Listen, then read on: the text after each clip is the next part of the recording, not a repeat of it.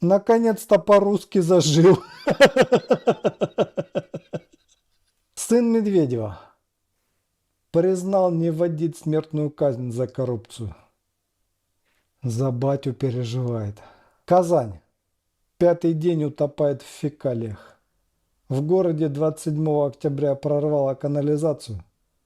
Починить до сих пор не могут. Канализация течет по улицам. Это перекресток Гоголя-Полетаева. Вот там вдалеке все парит. Канализация течет. Вонь несусветная. Вот течет она туда вот дальше, туда в парк затекает, все прекрасно. Все это пошло по Полетаево вниз, вот эта вся канализационная река, все это, стекает по улице Гоголя, Полетаева, Островского, вот, и далее на Братиславскую, на Славянский проспект, вон оно все парит, из колодца все точно так же бьет ключом.